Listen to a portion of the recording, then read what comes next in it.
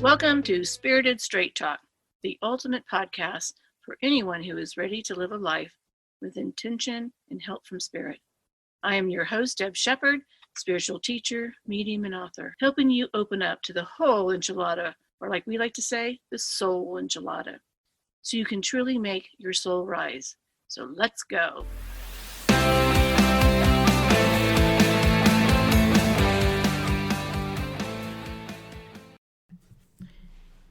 Hi, I'm here with Dana. Yeah, Deb Shepard, hi. It was like a big surprise. You know what our topic is today? Well, we've had several of these lately. Yes. People crossing our boundaries. So. And it's always a topic that I have in all of my classes as well. But, you know, as I was going through thinking about what I wanted to share, I even thought about the animal kingdom. And I know you love hummingbirds for sure. Mm-hmm. But all animals have their boundaries, their territory. And of course, we have 2 dogs and 2 cats, and our little Piper, which is 5-pound Yorkie. She sets the boundaries for everyone. She knows when, you know, the cat Bodie is in a bag or shouldn't be somewhere. One time, I don't know if you remember that Bodie was chewing on your computer screen, the big screen. And she's in there barking, and we're annoyed. And he's cracking the screen. Yeah, we go in there, and he completely cracked the screen. So she's our little sergeant. We call her Sergeant Pepper sometimes. Sergeant Piper.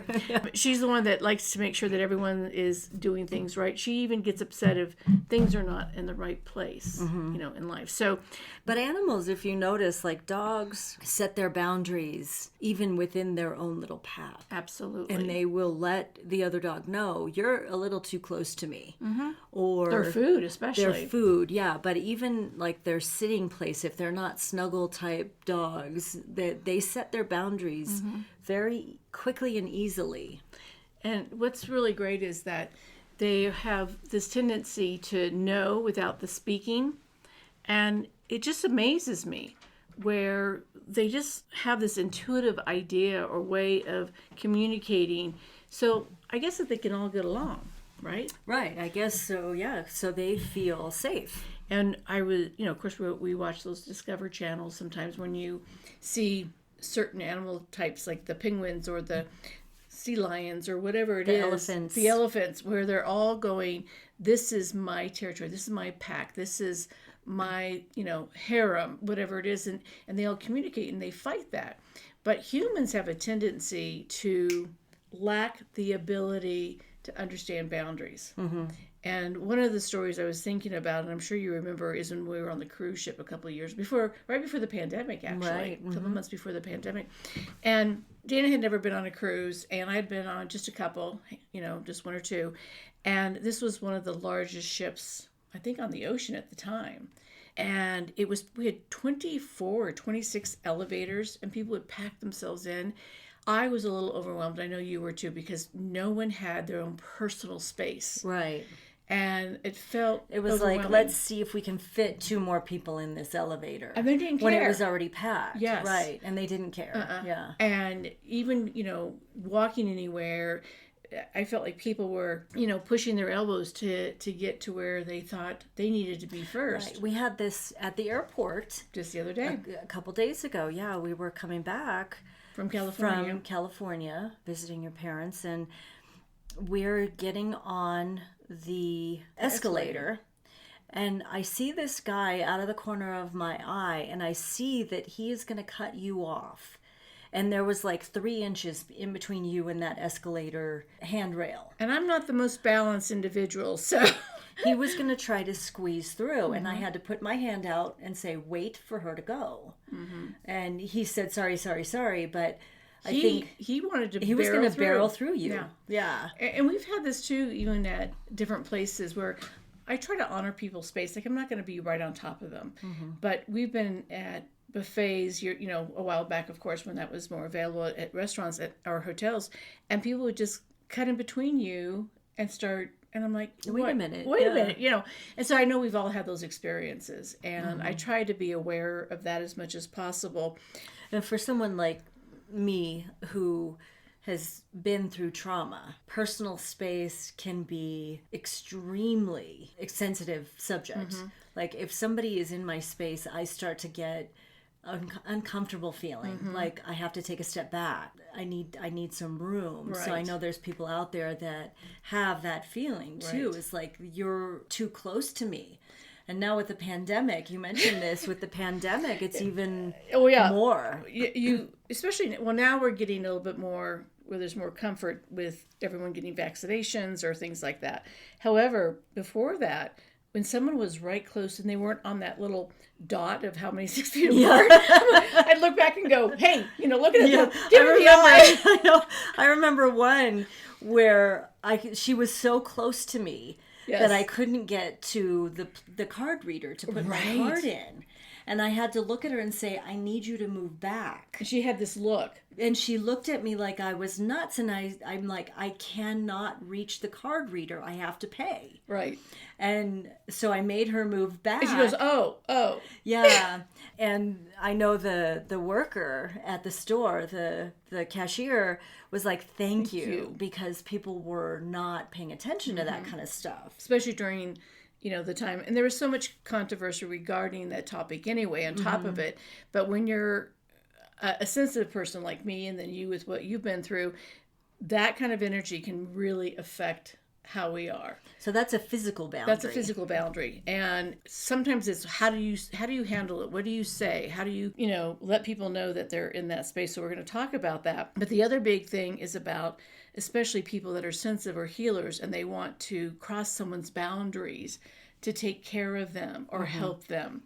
And that's one of my big pet peeves. Yeah. I remember being in these venues where I was the speaker and doing things, and people would then come up to me and try to give me advice or ask me about a personal situation that, to me, that was not appropriate. They were crossing boundaries. And I had to come up with something to say, I really not in a place to talk about that. And it was just, I know that people are curious and they want to be caring, but for me, it wasn't the place or time. And I wasn't in a situation where I felt it was comfortable to share. And you're also in that place of, I'm working, this is my agenda, and don't take me out of that. And some people are just nosy. They just want to know, I have the scoop on Deb. No, you don't. You have what maybe you've seen but don't understand. Yeah. And the other people I've noticed throughout my journey in this is they want to show you their abilities, so they want to give you advice thinking I want it. And I appreciate that, but I'm not in a place where I'm there to hear what someone has to say. Yeah. And to me, they're coming to see you. You're not in a place where you want them to show you their ability. Right. And also, if you're not in a place to hear advice, you're not programmed right there. You're not in that. It's like someone cutting you off. You're not prepared. And so that's... It'd be like somebody coming up to you. You use this example all the time in the grocery store. A hairdresser coming up to you. And cutting my hair. Yeah. Here, can I just fix this a little bit and trim a little off the end? Better yet, the gynecologist. Or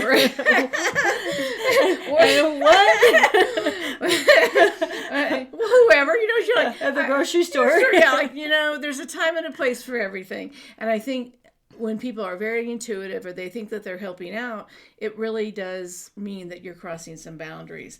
And I establish this when I do my classes, because you have all these people that are very sensitive. They're trying to get through some situations in their life. They're all learning, and they're eager to share. They're eager to tell their story, so much to help somebody else. Like they end up taking over the role of the teacher, and they try to. They try to. And it's one of my, boundary things where I'm the teacher and you're a student. And so I really try to set boundaries in all my classes to establish you're all equal, no matter how much work you've done or not done, and not to all of a sudden tell somebody else what they need or should be doing, because that creates problems with the group. Someone's going to feel uncomfortable. But, we have reasons that there's boundaries. I mean, thank goodness we drive on certain sides of the road. We have stop signs. We have laws in place for confidentiality. All those things are put in place to keep us safe and to know the rules, and everyone can abide by them. when it comes to healing and spirituality and people wanting to help out, people do not put some of those rules into place. They don't realize that they should stay, what I always say is stay in your lane. That's one of my big sayings. I tell my students and my clients is, stay in your own lane. And well, the other day I wanted to talk to somebody and you told me, stay in your own lane. Oh my gosh, I used your words against you. And I went, because if you have a tendency to want to help people, you forget that that's not your role in their life. And so what I want to do is really help people understand what some things are that you can do when you need to set boundaries because you don't have them set up. If someone crosses your boundaries and how to manage that. And what it really means when you are crossing people's boundaries without their approval. And we think sometimes we have the highest intention, and I've heard that. Well, I'm just trying to help. Yeah, I only mean well. I only mean well. Yeah. That's like a qualification of... It's okay. Yeah. But really, you talk about unwanted advice is a huge boundary, right? One of the things I've said to people that have a tendency to always jump into someone else's space to give advice, I call it spiritual rape.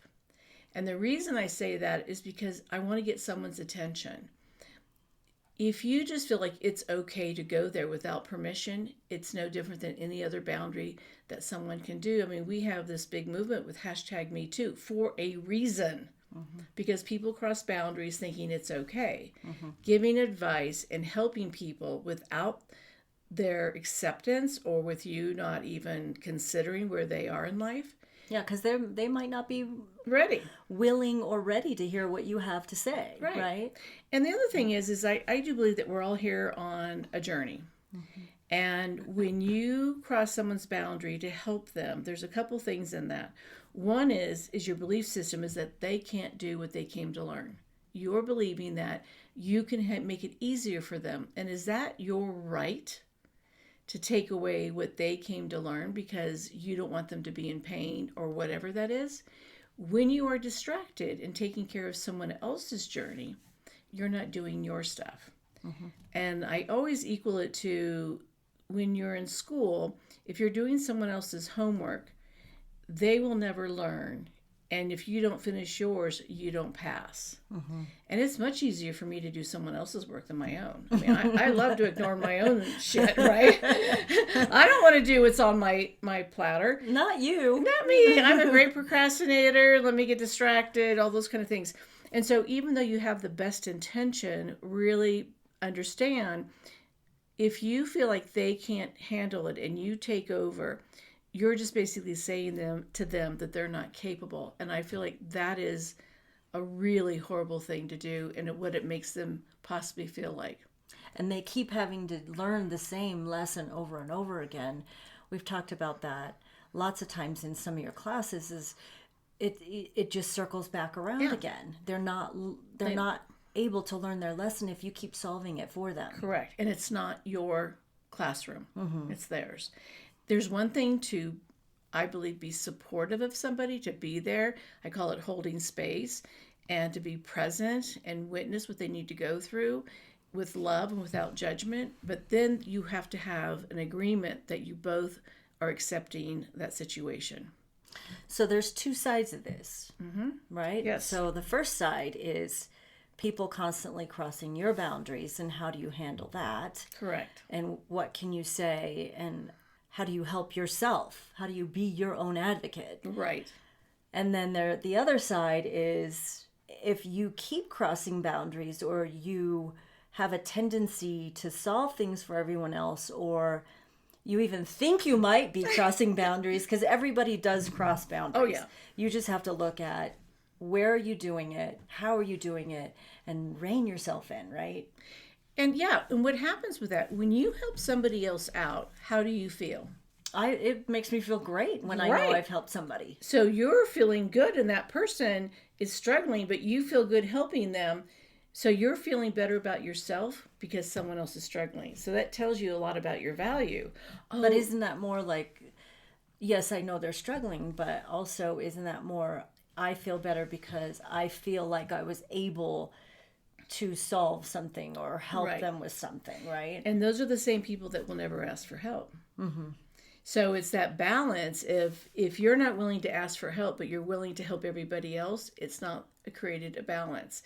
You're helping others, and you may think, "Oh, I'm not helping them from my ego." Yeah, you are, because you feel better helping somebody else out. And then you're also telling the universe, well, I'll just help everybody else out and I don't need anything. So you're not able to receive. Correct. And that means receive wealth, support, The love, universe, all the guides, things. yeah, hearing from your loved ones. And I know people in their head are going, but there's nothing wrong with giving and helping people out. That's true, if it's wanted. Not only if it's wanted, but if you're also able to balance and receive at the same time. Right? Absolutely. If you cannot ask for help or receive support, then you shouldn't be giving it, in my opinion. Gotcha. Yeah. So let's say you've never set boundaries. You have a relationship with somebody, even at work, someone at home, family member, friend, and you've never really set boundaries. And all of a sudden you're thinking, I can't do this anymore with this person.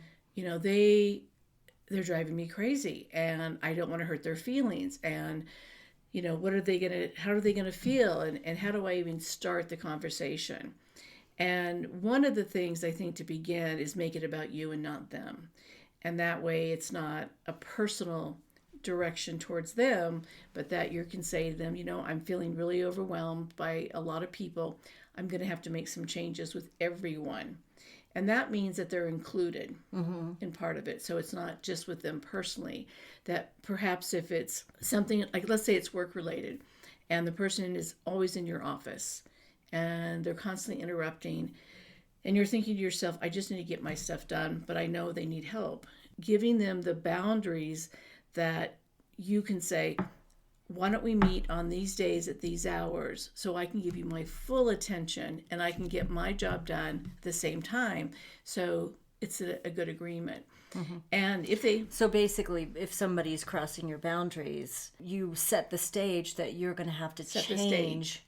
You're going to have to change how things around you because you're being affected by multiple things. So you're not blaming them for something. You're setting the stage that I need to make some changes. Yeah, you're taking accountability. This isn't working. I'm frustrated. I'm overwhelmed. I'm not clear-headed. I'm not communicating well. All those things that come along with not creating boundaries in your life. And people can respect that. And if they don't, to me, it's a constant reminder to them, like, you remember we had this arrangement. I want to give you my full attention. And there are some times where people have to interrupt and people have to get your attention. But if the majority of it is set with that, like you said, the stage, then it's something that you guys can work around or people can work around. So that's when you know you have to set your boundaries. So you have some specific ways that people can start to establish healthy boundaries. Yeah. And I think the biggest thing is understand your value. You have the right to create boundaries. And if you're a person that is a giver and has wisdom and is intuitive and has empathy and compassion, people are going to come to you more often. And you carry this little energy and everyone wants to come and talk to you. And so I always say you've got to create those boundaries. It's like even you and I, when we go out to dinner with friends or we're hanging out with friends, they may have a question or two, but they are very clear that we don't go into a reading. And my friends that respect that will set up an appointment. Yeah. And they will pay for it because it's about us having a friendship and a relationship. It's not about us doing work. The fact that you're a medium and psychic, that they can use you anytime. Letting them know, first of all, again, what we just talked about, that you're overwhelmed, you got to have some control, and people understand that. People can, relate to having that. So that's going to be a no-brainer. Like you said, sharing what it needs to look like, setting that stage, being firm, talking to them about what they need and how it will work. And this is with family at home.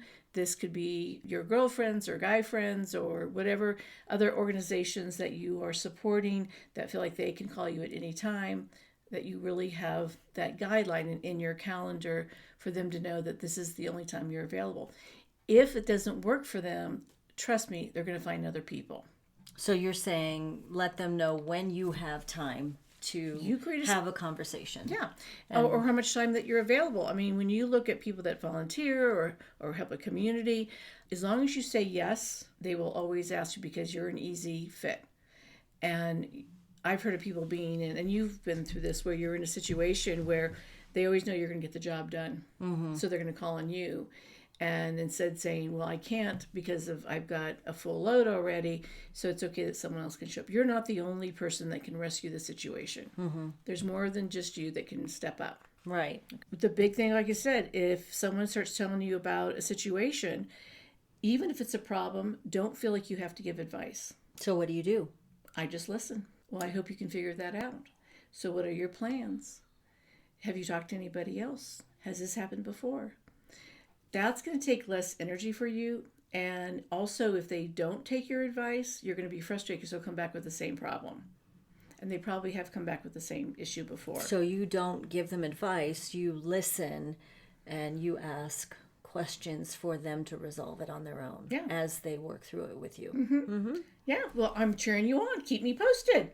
All of a sudden, it changes it, that you're not going there, taking your energy. You're allowing them to grow. Yeah, grow and support them. Yeah. So what happens when, and you know my lines for this one, what happens when someone gives you unsolicited advice? Thanks for sharing. It's my one great line I tell, but thanks for sharing. My favorite is, I'll keep that in mind. Right, yes. That's my favorite. So have these little lines when people are crossing your boundaries, telling you what you should be doing, what you need to be doing, and you didn't ask for advice. And it's very irritating for me. So you can use Deb. Thanks for sharing. Or you can use mine. I'll keep that in mind. Yeah. And it really is, it's honoring them, but not getting into it. Yeah. And then not having to explain to them why you don't want their advice. And I think that kind of ends the conversation. And they should pick up on that social cue. Most of them don't. And if they don't, then you say it again. Yeah. Well, thank you so much for sharing. And then change the subject, right? Have another subject. It's also being persistent when they don't want to change. I think there's a lot of people that you start setting boundaries with and they don't want them. You know, they liked the old way. They really enjoyed what you had created for them, foundation. So realize with some of those individuals, it's like working with a 2-year-old. And we have a 2-year-old grandson, and it's a constant persistence of reminding him, you know, the rules, the guidelines of what he can and can't get away with. And eventually that person will understand that you are firm in what you've decided. And if you are a person that can be pushed a little bit and nudged and you are sensitive, you may let They're definitely going to try. They're going to keep trying. Right. And what you have to do is, it's okay that you hurt their feelings. You have to be okay with that. You have to be okay with that. Okay, this is one I think is really important for those people, especially in offices or phone calls, that you have 20 minutes, you have 15 minutes, and look at your clock. So you say, sure, I have 15 minutes to chat with you. Let's chat real fast. Yeah, or let's... Whatever the time is. And when you're getting down to the last 5 minutes, 3 minutes, whatever it is, let them know, go, we have a few more minutes. Because what they'll do is that they'll ask another question. They'll ask another question. Go, you know, can we wrap this up? Can we do this? And then letting them know that if you want to talk more about this, let's plan again when we, can do this 15, 20 minutes. But making sure that they know there's a time limit before, and that you remind them during the conversation that you're about ready to wrap up. And they'll get to the point, hopefully. And if not, they'll learn in the future phone calls or discussions how much time they have to wrap it up. Because if you give them the time, all of a sudden it's 45 minutes. Yeah, they'll keep taking it. Especially from you. They'll ask another question just to keep you going, engaged. Dana sometimes will have to come in and go, okay, it's our time to go. And I'm good, but I'm also being paid for my time. And so that's a little different. But also, I have to save my energy for the next client or what else I have to do. Right. Also putting the situation back on them. I think this is important. When people come in, many times, they really don't want you to solve it. They really want to talk to you about their problem and go over the details again. They keep telling their story. So what I always try to do is put it back on them. Instead of giving them the solution, what are you going to do about it? Didn't this happen before? What happened last time? So putting it back on them versus you having this dialogue back and forth, giving them advice, and they keep going into their story, and then they tell you why that wouldn't work and how it didn't work before.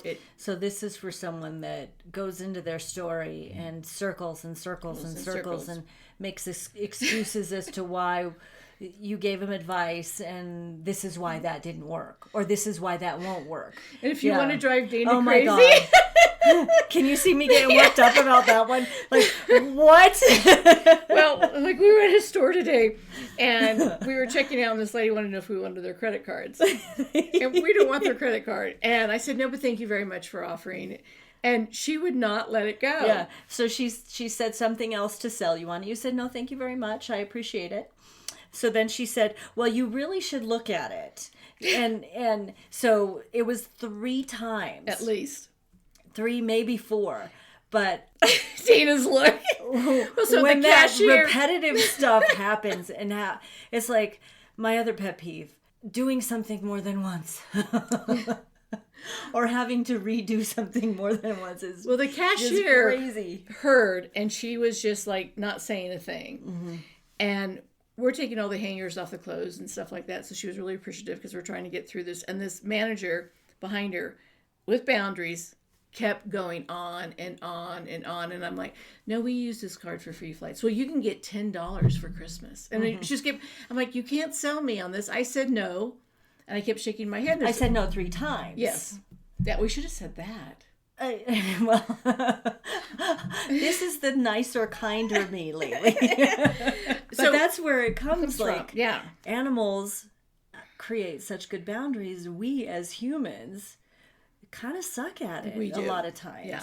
And we want to be kind. We don't want to want to be a Karen, as they call it these days. Yeah, we definitely want to be kind. We want to be kind. And of course, and she's doing her job, but social cues, and I don't think some people really recognize them, and she's just trying to do her job. But a third time telling me the same thing and the same store I've been to several times, I don't want your card. And that's where you have to sometimes be very, adamant about what you want and not engage. And Dana knows this. I have a terrible tendency to ask another question. And it drives Dana like we could have been done 10 minutes ago. And if you're one of those, it totally depends on the circumstance, because there are many times we're just having conversations. I love that, but there are times like when you're getting your eyeglasses fitted and all of a sudden 20 minutes later you're like, so when you moved to Colorado. I'm always curious about people, which is fun. It really is fun. That's kind of Dana's time, and I don't know, probably the person that's taking care of me. No, actually, you being so interested in everyone's story is a great thing. Yeah. So I'm just teasing about that, but it is true. I have a tendency though, when I don't want something, that I still ask a question, which. Oh, you know what? I didn't realize that till you just said that now. Yeah, but I'll keep going on. I'll keep adding to it. Like, just shut the F up and say no. I could have saved myself. You're deflecting? I'm deflecting. By asking a question. Yeah, I shouldn't. Because I want them to feel good. Yeah. And I have to realize that if they're not going to get the sell with me, they probably want to move on to the next person. And I should give them that opportunity versus taking up their time and being nice. So when you ask that extra question, it's a deflection. Okay. All right. So we have to have humor around it. And I think the biggest thing is, like, what do you say when someone's in your space? And I think that can be on the escalator. This can be someone that's not 6 feet behind, that if we still have those rules.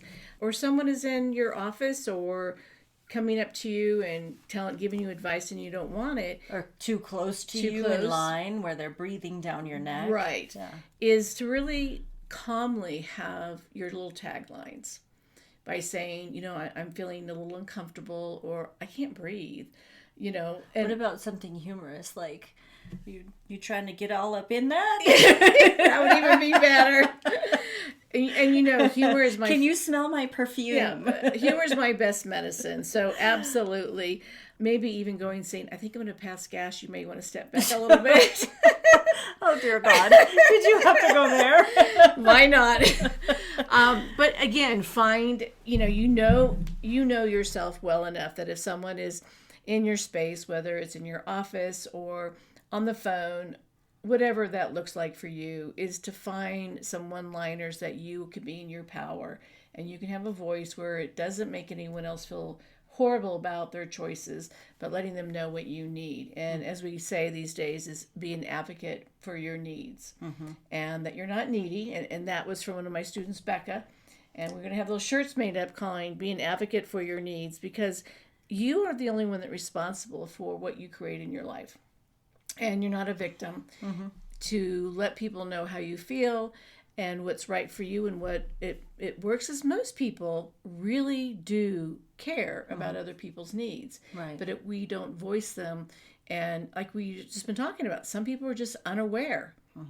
They're really clueless. They don't know when the conversation's done or it's time to go home, which we've seen where, like, okay, it's time to wrap it up. It's been 6 hours. It's time to wrap up. Right. So with this said, putting boundaries is really something to value about yourself. This is about you, and also respecting other people's values. You'll have better relationships with other people when you don't cross theirs, and be respectful.